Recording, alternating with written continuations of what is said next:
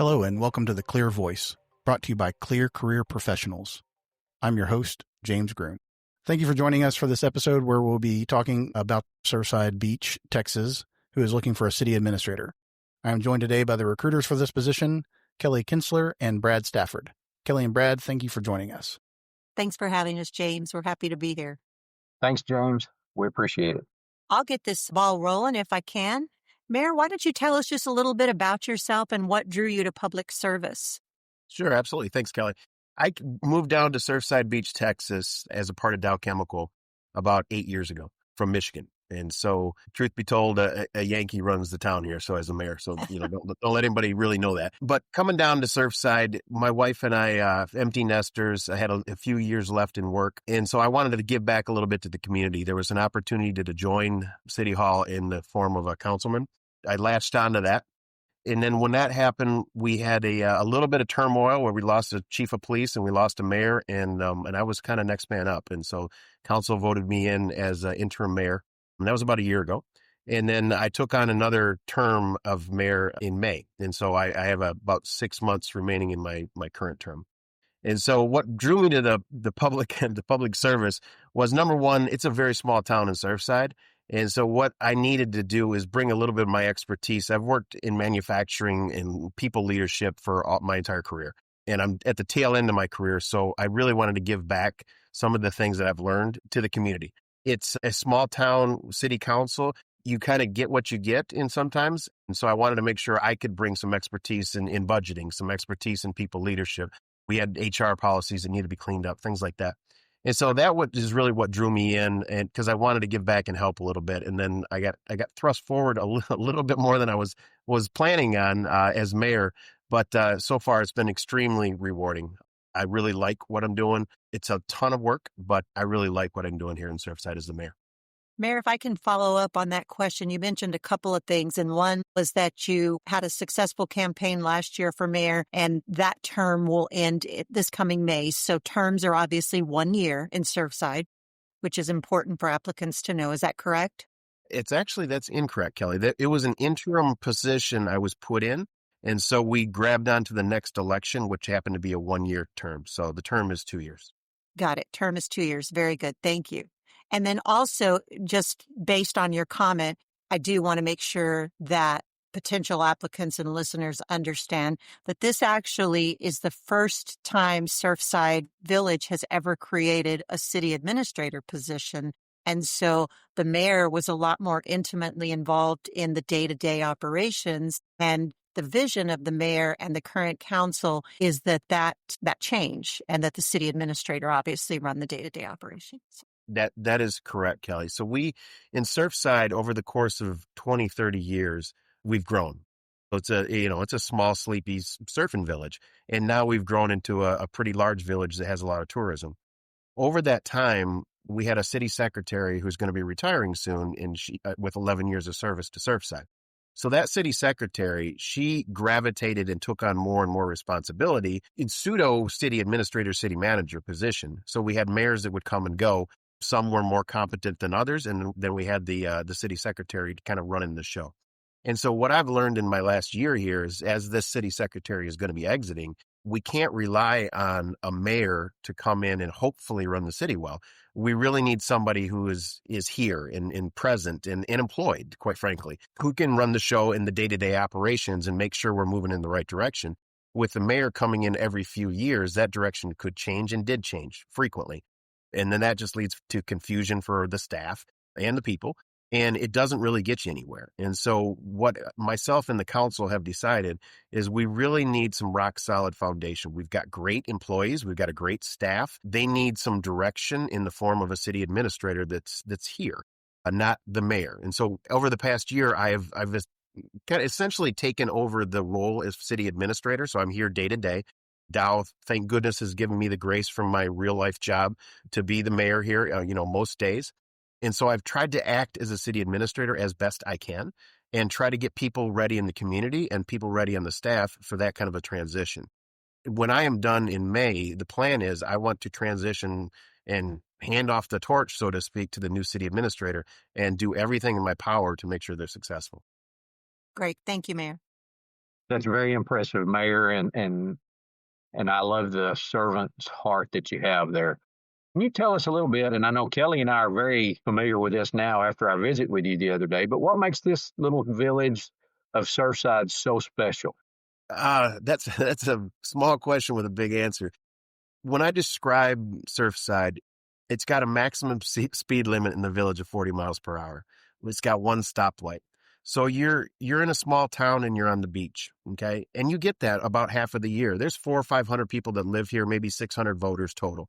And you get to know those 400 or 500 people. It's great. It's a small town vibe. It's really chill. It's relaxed. And then if you want more and if you want hustle and bustle, it balloons up to 20, 30,000 in the peak season in the summer.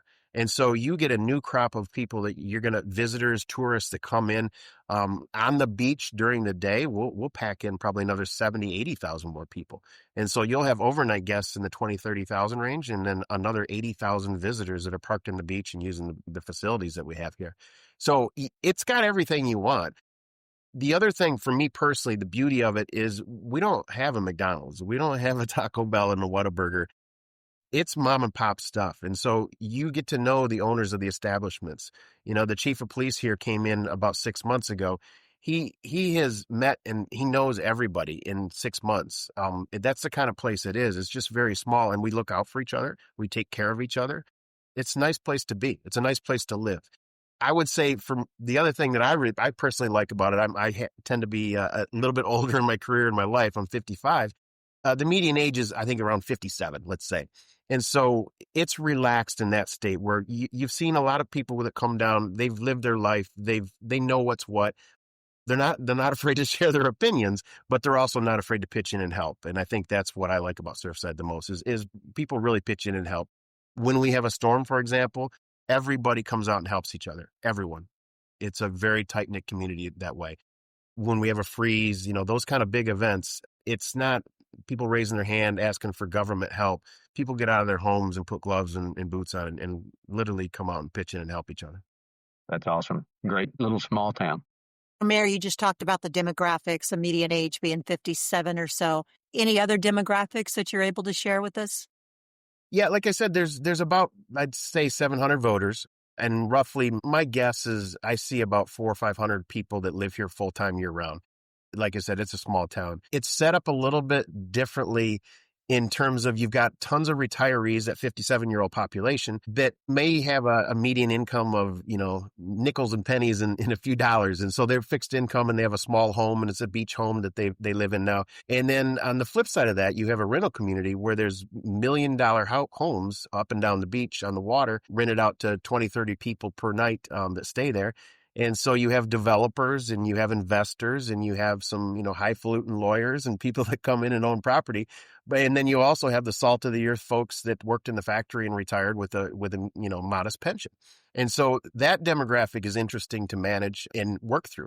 You also have people that retired from a career in some other place and they come down, like myself, honestly, some other place, and they come down to Texas and Surfside and they live here now. And so that population is rather diverse. And if you think about around the United States and even around the world, we have a few from Europe and, Scotland and Britain, Great Britain, they've made their way to Surfside. So you get people from all over the place. So it's not just necessarily folks that have lived in Texas their whole life, folks that have lived in Surfside their whole life. It really is a melting pot of the U.S. and, quite frankly, Europe, because we have a few there. So I do like that. So you get different views. We have our Cajuns and our Louisianans here, so we have a great gumbo festival. We have different things. It's not just pure Texas. We call it's island life, Texas style. That's kind of our vibe here. Oh, fun. That's so cool. I'll tell you what, Mayor, I kind of know the answer to this, and I believe Kelly does too. But why won't you tell us a little bit about why would Surfside be a great place to work? Tell us a little bit about the team and the atmosphere. And other than the fact that your mayor wears cool fishing shirts and is really relaxed, there's got to be a lot of other good reasons.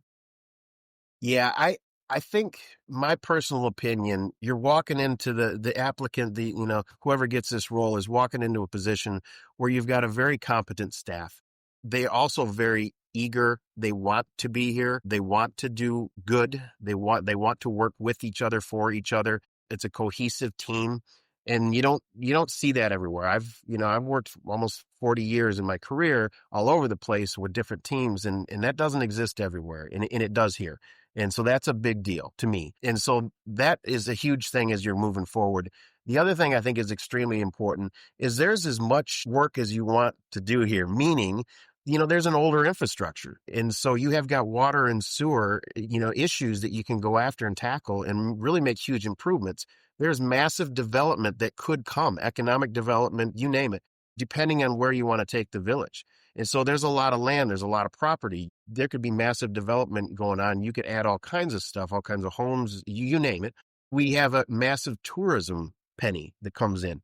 And so you can decide, how do you want to run tourism? Do you want to bring in boatloads of folks and have festivals and bring Pat Green down once a year for, the beginning of Texas? This is also where Texas started. So Fort Velasco, it's a gigantic historical site. And so whatever floats your boat and where you want to take the village, it's available. And I think that's a huge thing. It's not your common city that day after day, month after month, 10 years from now, it's going to be very similar to the way it was. It really could go in all kinds of different directions. We've got the beach, we've got fishing, we've got surfing, we have tourism with those respects. We've got the historical, aspect of what we're doing down here. We are not populated if you think about the amount of land that we have here. So there's enormous growth that could happen or not, depending on where you want to take the city and where the citizens want to take it. And so I think that in that respect, it's a blank canvas on how you want to make improvements and what you want to do. And you really can dot your own I's on this whole thing as you write it. Sounds like a great opportunity for somebody to come in and grow with the city. Absolutely. Mayor, Brad and I were super impressed with the employee benefits at Surfside. Can you expand on those a little? Yeah, absolutely. One of the things we struggle with is we don't bring in a ton of tax revenue, meaning sales tax, property tax, and miscellaneous income. And so as a result of that, our pay is a little bit lower, I'll be honest with you. But what we try to do is we try to provide benefits that are better than others. Number one, you're working and living on the beach. You can't beat that benefit. But if you think about the financial benefits, so we're at the 8% match with TMRS and the 20-year retirement. So we offer that up. We've got a 3% annual COLA that's been effective for many, many years. We vote on that every year, of course, but it's been effective every single year I've been here. We've got a 5% longevity bonus that we put in place as well. Another piece of it is we have next level medical care, and that cuts your out-of-pocket costs as well. And so we try to do the most we can with what we have in order to get people down here and have them stay. Okay, so that's the big thing. We're looking for people to come in and be a part of Surfside, but what we're really looking for is someone who wants to be here and wants to be here long term to really be a part of the family here we have at City Hall. And so that's what we built, and that's what we want to continue to build with this role, is we need somebody to head up the family and cut the turkey every Thanksgiving at the head of the table. It's extremely impressive how you all have had the foresight to make certain that you've done everything you can think of to retain employees.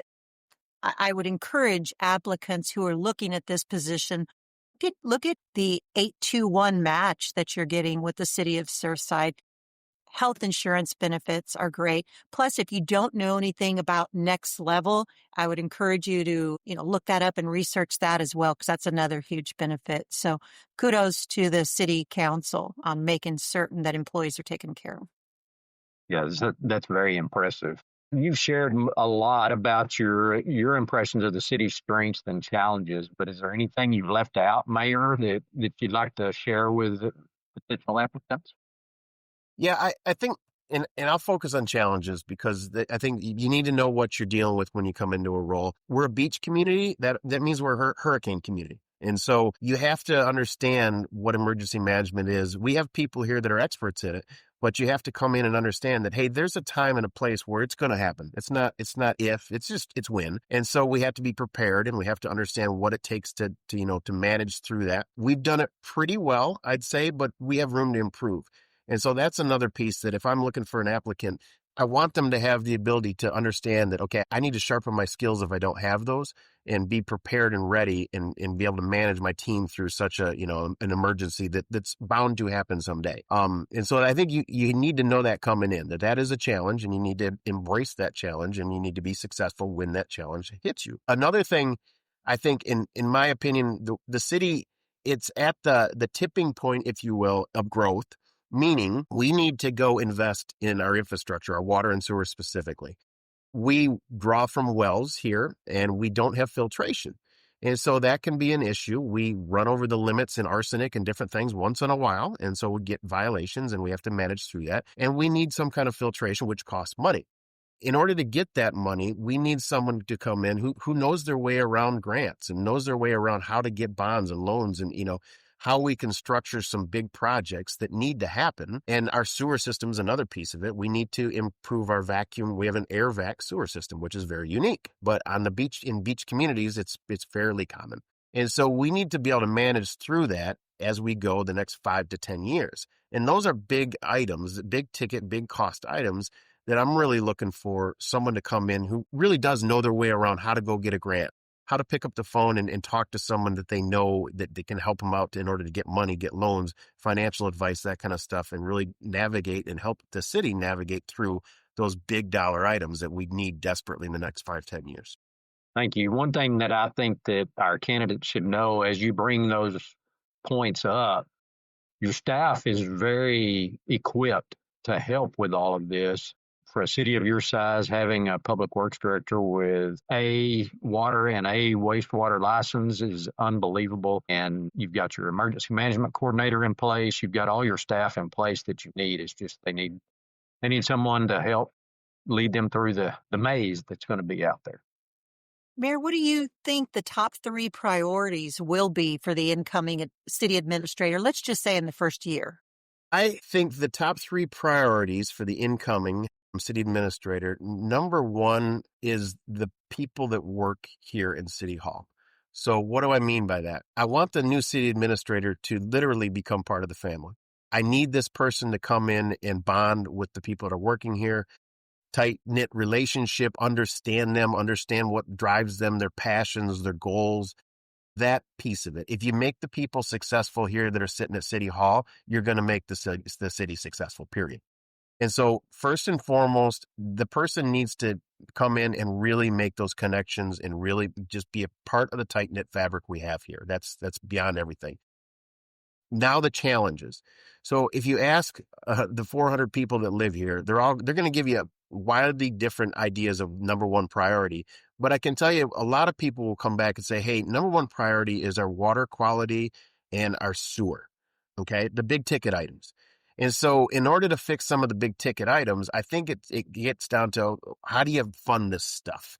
I believe we know where we want to go or have a directional idea of where we want to go. It's the funding piece of it that we really don't have our hands wrapped around, our arms around it.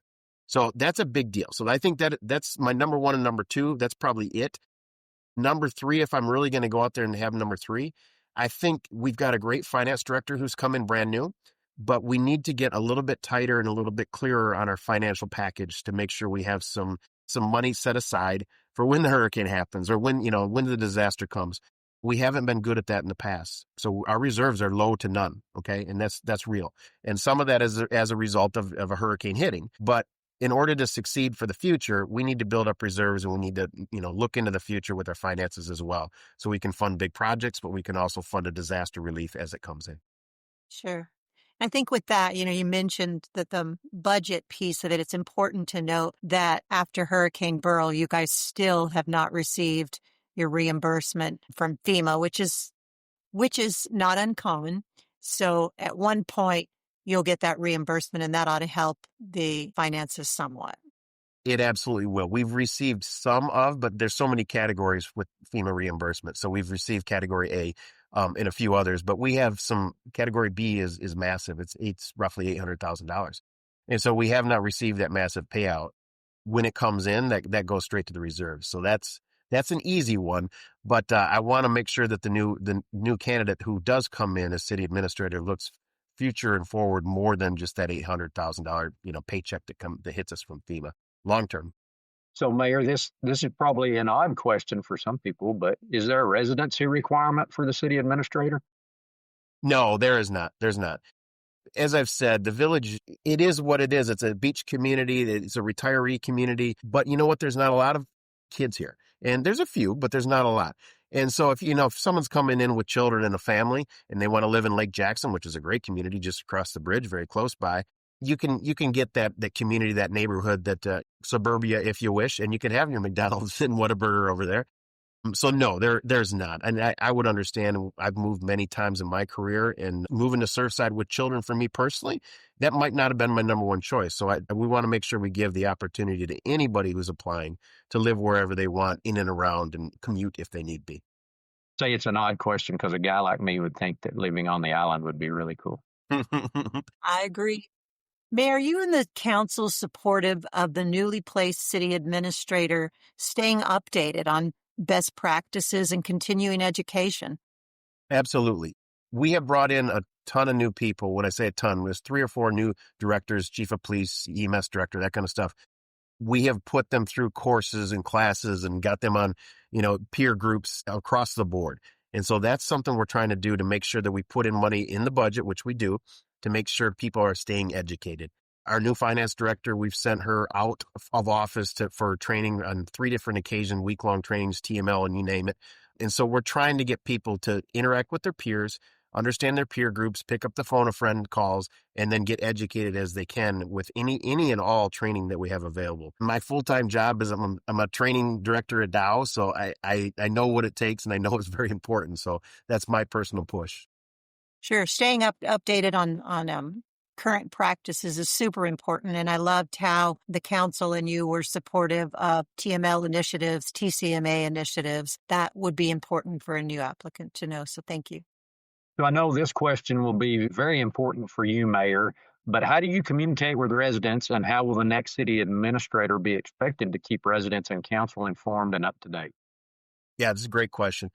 I can tell you from my history, the year I've been here as mayor, it started as a Facebook communication at random from people on the island. And so you had the coconut telegraph going on. When that happens, it causes chaos and people make up their own story because there's lack of information and communication. That's a problem. And so I started at probably the first month I was in office, I started a weekly letter. So every Friday I put out a mayor's letter. And I just tell people exactly what's going on, totally transparent. If we made a mistake and, found an error in finance and we owe $80,000, guess what? Everybody knows about it. And so I felt that was the best way to do it, because in a small town, in a small community, stories turn into beliefs, and those beliefs become people's truth. And you need to manage that. And you need to have people understanding what is really happening and give them the truth. And so the mayor's letters have been great. And I've gotten a lot of compliments on the fact that we're open and honest. What it's turned into over the course of a year is on a Thursday afternoon, I'll get the staff, send them an email. And, hey, what do you want to put in the mayor's letter this week? And so now it's trickled down to where each director, each staff member is providing me with details. And then I may add some of my own, but then it's their message to tell. And so I think that should continue with the new city administrators, that weekly update. And then in addition, at City Hall, when we have the council meetings once a month, all the directors stand up, and we probably have a half an hour or 45 minutes of each director gives their update for the month. This is what's happening. This is what's coming. Does anyone have any questions? And so that has helped a lot too. So most of the city council meeting, I have to be honest with you, is that, and it's the agenda items that are taking the back seat now, which is great. People know what's going on. Attendance is honestly down at city council meetings, I think, as a result, because people are getting the information they want. They click in on Zoom, listen for the first half an hour, and they walk away. And the Facebook trolling is down as well, which is a good thing. Very good. Facebook trolling is a real thing, so I'm glad you guys are getting a handle on it. What kind of committees are currently up and running in the village? Yeah, so we have planning and zoning, of course. We have a historical committee, which is fairly unique. Not everybody has that, but because of our rich history, we have a historical committee. We have a tourism committee, which is fairly unique. We don't have an economic development committee, but we have tourism, which it's similar. But what we're trying to do is use our hot taxes to put heads in beds and create avenues for people to come visit. We have a beach committee, which, again, very unique, but the beach committee works heavily with the GLO, and we have beach passes that we sell, and then we identify, okay, how are we going to use that money, spend it on the beach, and we're able to fund, for example, the police and EMS on the beach, which helps our general fund a little bit. And so our committees are a little bit different than your norms. Planning and zoning, of course, is everyone. The other ones are fairly unique to Surfside because of what we are and who we are. Thank you. So, one final question here. In order to appeal to the right applicant, what are some of the closing thoughts on this position in Surfside Beach, Texas? What makes it a real opportunity for that person? I think the biggest things for me, and I'll touch on two or three if I can. The biggest thing for me is location. Honestly, you're on the beach. You have a bad day, which we all do. You have a bad day. You take your lunch. You go drive or walk on the beach. You talk about clearing your head. I mean, that alone is number one for me, and I live here, of course. So I'm going to be one sided on that. The other piece, you've got a really strong staff that care and want to be here. You can't say that about every job. And a lot of people leave a job because that doesn't exist. It exists here on day one. That's a big deal. The third thing for me is you really do have a blank canvas, and you can take the village in a lot of different directions in a good way, in a really, really good, positive way, depending on what you want to focus on. And you also have some diversity of work. So if you want to work on utilities and infrastructure, you can do that. If you want to work on tourism and how to bring in people you can do that. If you want to make this the historical destination of Texas and have a music festival celebrating Texas independence every year and make it the biggest thing in the state, you could do that. You want to work on economic development and grow this place by 3x in the next 10 years, 20 years, that's possible. So it's really, like I said, it's a blank canvas. You can really be here and be energized and busy and excited for 10, 20, 30 years, really, truly. And I don't think you can get that in every city administrator, city manager job in the state or in the country. I just believe you can't. I think we're unique in that. And Mayor, we agree with you. Yeah, it is. It's a great opportunity. You had us convinced of that when we were able to visit Surfside. And, I'm just further convinced today. So thank you for joining us. Absolutely. Glad to talk to you. Thanks, Mayor. Thank you. Thank you for joining us on The Clear Voice to hear about this exciting opportunity to be the first city administrator in Surfside Beach, Texas. To see the brochure or learn how to apply for this and other positions, please visit Clear's website at clearcareerpro.com. Or you can find Clear Career Professionals on LinkedIn. Make sure to follow The Clear Voice on your favorite podcast platform, and we will catch you next time.